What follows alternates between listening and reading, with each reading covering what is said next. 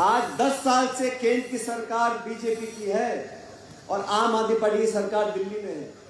आपने बहुत आरोप लगाए, 2G स्कैम हुआ, कोल स्कैम हुआ, CAG की रिपोर्ट को आधार बना के आपने आरोप लगाए। एक व्यक्ति को सजा नहीं हुई है। बाद में लोगों ने माफी मांगी है कि एक काल्पनिक हम लोगों ने वैल्यूएशन किया था, 1000 करोड़ की बात करते थे। वही CAG की रिपोर्ट दिल्ली सरकार को कटघरे में खड़ा कर रही है। उसकी कोई चर्चा करना नहीं चाहता। कौन लोकपाल है दिल्ली में? केंद्र सरकार ने भ्रष्टाचार की बात करी थी, राज्य सरकार ने भ्रष्टाचार की बात करी थी। अब जवाब कौन देगा? दोनों पार्टियों को जनता ने बहुत समय दिया, बहुत मौका दिया। और मुझे भी 20 साल हो गए सभाओं को संबोधित करते हुए, और मादीपुर में यहां पर आकर पवार साहब, मेरा जो अनुभव है, जनता जब चुनावी सभा में बैठती है, उनके चेहरे, उनका हाव भाव, उनका जोश देखकर मैं इतना भाप जाता हूं कि अपना कैंडिडेट कितना मजबूत है। और मुझे कहने में कोई संकोच नहीं है। आज जेपी पवार साहब यहां पर जो उम्मीदवार चुनाव लड़ रहे हैं, एक की तो विकेट गिर गई थी, दूसरा लेकर आए, मुझे बताया आपने। जितने लोग चुनाव लड़ रहे हैं, आज सबसे आगे अगर कोई व्यक्ति है तो वो जेपी पवार है मादीपुर से। ये जनता यहाँ की बता रही है, यहाँ की उपस्थिति बता रही है। और आपके बीच में ना सिर्फ इन्होंने, इनके पूरे परिवार ने 5 साल तक सत्ता के लालच को दूर कर कुर्सी की चाहत को दूर रखकर एक भाई बेटा बनकर आपकी सेवा करी है। सुख दुख में, चाहे कोरोना काल हो, चाहे कोई भी आफत आई हो, हर क्षेत्र में आपकी हर तरह मदद करने की कोशिश की। इसीलिए खड़गे साहब ने, राहुल गांधी जी ने इनको यहां से दोबारा आपको उम्मीदवार बनाया। मुझे पूरा विश्वास है साथियों, भारतीय जनता पार्टी के हमारे साथी जो दिल्ली में आज सत्ता में आना चाहते हैं, वो दिल्ली के लोगों की वोट तो ले लेते हैं, लेकिन जब कांग्रेस की सरकार थी केंद्र में, तब दिल्ली से जो 7 सांसद बनकर जाते थे, 3 मंत्री केंद्र सरकार के होते थे, कैबिनेट रैंक के। कपिल सिब्बल जी थे, अजय माकन जी थे, कृष्णा तीरथ जी थी। मैं सरकार में काम कर चुका हूं। जब मीटिंग होती थी कैबिनेट की, जब 3 बड़े वरिष्ठ नेता जो मंत्री हैं सरकार में, वो कुछ बात को रखते थे, तो दिल्ली को महत्व दिया जाता था।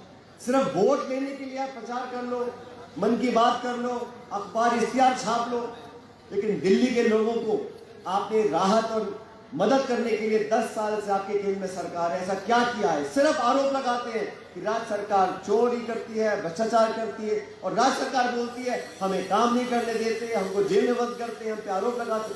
दोनों दलों ने इतना मौका लोगों ने दिया। भाजपा और आम आदमी पार्टी ने जनता का विकास करने की बजाय, प्रदूषण कम करने की बजाय, महंगाई कम करने की बजाय, रोड मेट्रो पुल बनाने की बजाय, कॉलेज अस्पताल खोलने की बजाय, सिर्फ सारा समय एक दूसरे पर उंगली उठाना, एक दूसरे पर आरोप लगाना। और दिल्ली क्योंकि राजधानी है, 70 विधानसभा का ये क्षेत्र है, क्योंकि राजधानी है तो प्रचार बहुत होता है। प्राइम मिनिस्टर हो, चीफ मिनिस्टर हो, सब हमेशा सुर्खियों में रहते हैं। एक वो समय था, आप तुलना करो, प्रधानमंत्री मनमोहन सिंह जी थे, मुख्यमंत्री शीला जी थी।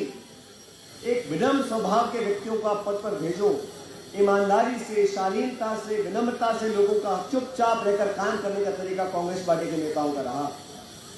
और आज हमारे सामने आप देख रहे हो, आक्रमण की राजनीति, प्रहार की राजनीति, टकराव की राजनीति, संवादहीनता हो गई है। दिल्ली के लोगों को पिसने दिया जा रहा है। बारिश आती तो बाढ़ हो जाती है, घरों में नाली में पानी भर जाता है। नौकरी के नाम पर सिर्फ यहाँ पे जुमले दिए जाते हैं। इस व्यवस्था को बदलने के लिए एक बेहतर रूपरेखा जो हमारी पार्टी में, हमारे गारंटी हम लोगों ने दी है, महिलाओं के लिए, बिजली को लेकर, आमदनी को लेकर मदद करने के लिए। आज आम आदमी पार्टी की सरकार पंजाब में है। जब कांग्रेस सरकार थी तो हमेशा कहते थे प्रदूषण हो रहा है, पंजाब से आता है। अरे आपकी सरकार है, आप रुकवा लो वहां पर जाकर। कोई जवाब नहीं। रोज घोषणा करना, चुनावों में इतना मौका देने के बावजूद भी मध्यम वर्ग के लिए, नौजवानों के लिए कोई ठोस कई सरकार काम नहीं कर पाई। तो समय बदलाव का आ गया और मुझे पूरा विश्वास है हमारे तीनों जो यहाँ उम्मीदवार खड़े हैं, इन तीनों को अपना आशीर्वाद दो और विधानसभा भेजो। आने वाला समय कांग्रेस का है। और देखो साथियों, ये समय का चक्र घूमता है, समय हमेशा जैसा नहीं रहता। और इन लोगों ने 3-3 पीढ़ी से इस कांग्रेस पार्टी के लिए काम किया है। और राहुल गांधी जी, देवेंद्र यादव जी, इन नौजवान नेताओं ने आपके बीच में एक अलख जगाई है।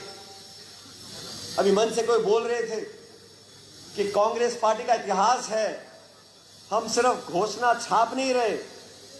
जब केंद्र में सरकार थी तो किसान का कर्जा माफ किया, केंद्र में सरकार थी तो देश में नरेगा लागू किया, सूचना का अधिकार दिया, शिक्षा का अधिकार दिया, खाद्य का अधिकार दिया।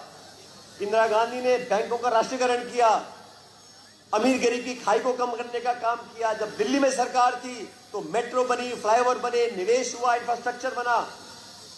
इतिहास गवाह है, कांग्रेस पार्टी ने जब जो कहा वो कर कर दिखाया। और आज राहुल गांधी जी कांग्रेस पार्टी जो बोल रही है वो कर कर दिखाएंगे। समय बदल रहा है।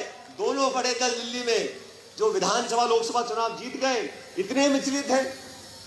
कांग्रेस पार्टी प्रचार करती है तो सवाल उठाते हैं, अरे कांग्रेस पार्टी दिल्ली में हमेशा से मजबूत रही है, हार जीत होती रहती है, लेकिन हमारे योद्धाओं ने, जिन्होंने कांग्रेस का तिरंगा हाथ में पकड़ा हुआ है, और यह जनसमूह बैठा है, हर जाति वर्ग के लोग, अगड़े पिछड़े, हर समाज के, हर धर्म के लोग इस हाथ के निशान में आस्था रखते हैं।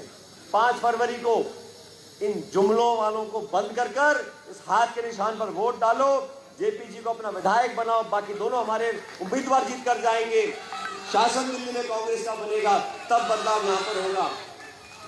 साथियों, अंत में इतना कहना चाहता हूं, समाज में, देश में, प्रांत में वोट बटोरने के लिए आप मंदिर, मस्जिद, हिंदू, मुसलमान, हिंदुस्तान, पाकिस्तान हमेशा बोलते रहते हो, और वोट लेकर अपना सत्ता में आ गए, फिर कोई ये महल बना रहा है, कोई शीश महल बना रहा है, जनता को भूल जाते हैं।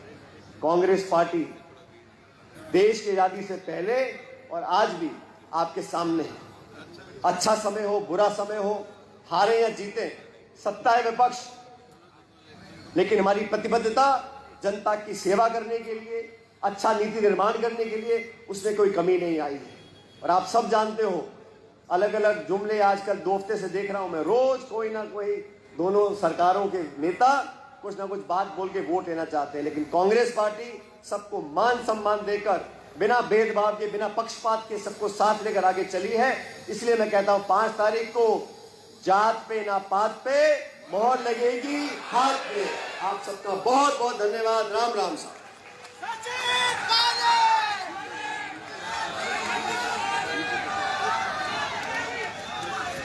भाई जेपी पवार सर, इनकी तस्वीर एक कैंडिडेट के साथ बाबा जी आगे आ जाओ। ये सचिन बनर्जी, ये जिस प्रांगण में खड़े हैं हम, ये भोले भंडारी का प्रांगण है। सामने प्राचीन कालीन मंदिर, शिव मंदिर है, जहाँ कई दूर दूर से लोग आशीर्वाद लेने आते हैं। और ये सभी बिरादरियों की भूमि है, कर्म भूमि है श्री सज्जन कुमार जी की, जिनका आशीर्वाद हमेशा हमारे सिर पर रहा है। और ये माजीपुर की जनता आपका बहुत बहुत धन्यवाद करती है। आप सभी जो आए यहाँ पे